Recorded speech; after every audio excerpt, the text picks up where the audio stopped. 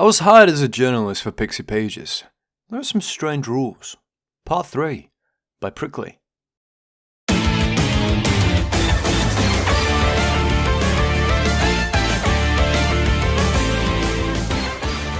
For the first time, I didn't die today. I woke up feeling worse than any hangover from my college days. My throat dry and sandpapery left me nearly voiceless. It seems that I wasn't fully recovered from the day prior. Wasting no time to run, I blinked. In a flash, I was sitting beside the lineup of workers, 8:56 AM on my dash. Strangely, a gym bag lay on the passenger seat, a note tied to the strap. The note read, "Pick up any offerings. Do not consume them, follow the rules." In addition, a series of addresses were scrawled like a grocery list, numbered with checkboxes and everything.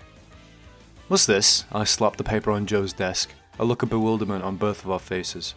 After a couple of seconds of scanning over it, Joe snorted, "Grocery list. You know what to do, errand boy. You got a bag to fill, nah?" She spoke so damn condescendingly, as though explaining addition to a 5-year-old. I was inclined to flip her off, but chose peace. I took the sheet back, then turned and walked back to my car. Gravel crackled as my wheels rolled over the poorly maintained road. The unpaved path had a dead-end sign, half buried under spray-painted graffiti. "Your destination is right ahead," Map stated, confirming my location. The neighborhood was pretty homely. Bright, lively grass filled the yards.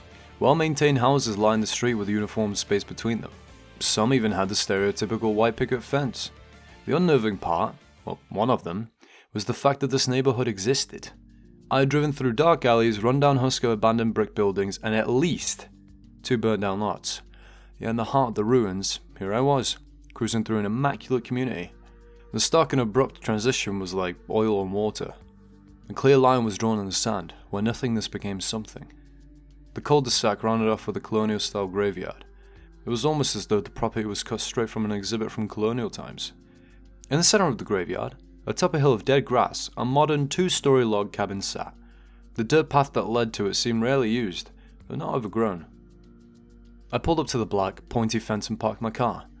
I pushed through the front gate, which creaked on rusted hinges. My hair stood on end as I strode through the winding dirt path.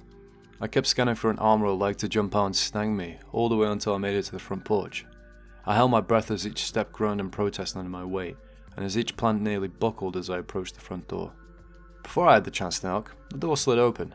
A wrinkled old face wore a 3-2 smile, as the ancient woman croaked out welcome. "Dearie me, a guest?" "No, ma'am, I'm with the PixiePages." I started feeling uneasy. The lady looked like a bona fide witch. "Pity. I prepared so many sweets for the children." The witch spoke with a deathly chill. "I could take some off your hands." I fought back from gagging, seeing 13 fingers wrapped around the door. 13 fingers drummed the door. The second from the top had 5 fully articulating joints. One went the wrong direction. "That would be lovely," the witch cheered, clapping with unseen hands. The fingers continued drumming on the door. The decrepit woman slinked back into her house. I swear I could hear multiple muffled cries, as though screaming through a mouth gag. At least 5 voices wailed from beneath the house, from what had to be the basement. Seconds ticked by, then minutes. The fingers remained on the door, drumming slower than they had been. Suddenly, they drummed much more rapidly, then clenched into a fist so tight the wooden door splintered. The door swung open fully, the wicked woman grinning more hideously than anything I'd ever seen. I instinctively took a step back, nearly slipping down the steps. "Harry dearie," the witch spoke with glee, hurling a glass tray of alien casserole straight into my chest. Somehow staying intact, I managed to catch the dish.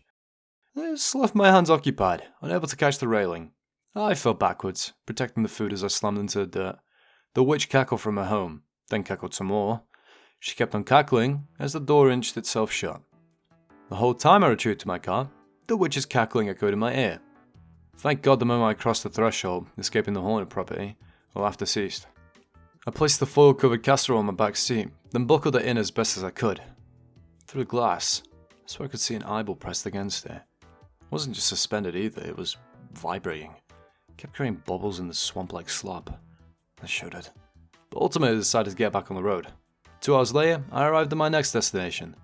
The school was set behind in the centre of the suburbs. It was quarantined by yellow police tape.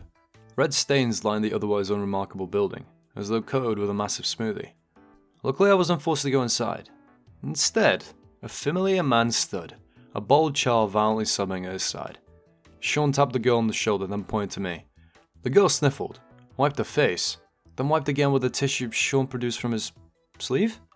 I don't know, man. Sean is full of surprises. Together, the two dragged the tank mounted machine to my trunk. Sean then walked back, disappearing into the building, reappearing 10 or so minutes later with a wastebasket. This is Cassie. Would you please see her to her home? She's had a rough day, and you owe me for getting you this, Sean ordered, shoving the bin in my face. The liquid contents inside sloshed around, chunks squelching as they hit the walls. The rancid stench of bile filled my nostrils and stung my eyes, daring me to vomit. Don't complain, and I'll give you an air freshener, Sean proposed, raising one eyebrow as a challenge. I steeled myself, clenching my fist to calm down. Needless to say, I had Pine Tree combating the putrid odor that sat on the floor in my back seat. The bald girl was nearly catatonic as we drove. She suddenly got up from her car, then trudged up her driveway, collapsing through the front door as soon as it opened. Seconds later, Sean pulled up behind me, speeding to the girl's aid and talking to her horrified parents. I wanted to do something to help. I really did. But I hadn't the slightest clue how. And my phone rang. Josh, Joe hissed. Get back on the road, she ordered, promptly hanging up. I bit my lip, contemplating what to do. With a heavy heart, I put the car in gear and continued on. When I returned to the office, I popped the trunk. The tank thing burst out, landing on its side with a heavy clang. In a robotic, constant tone, it droned the word, "Help, help, help." A few unfamiliar people exited the front doors, flipping the tank upright. I patiently watched, unsure what to do. Where ya? Joe spat, having snuck up behind me. I nearly jumped on my skin, turning to face her. What? The materials. Where are they? Back seat? I shrugged, confused by a choice of words. In response, Joe pointed to my rear seat. Two men and a woman retrieved the foul items from where they sat, all recoiling at the tear-jerking stench. One man and the woman carried the bin inside, each using one hand to cover their nose. The other man carried the maceable casserole inside. The three disappeared without another word. You can call it for a day, Joe stated bitterly. Not willing to risk the opportunity, I said nothing. I went inside, punched out, and returned home. Thankfully, the odor vanished as soon as I entered my car. I regret leaving those people with the witch. I regret doing nothing for that little girl. Tonight was the time to drink.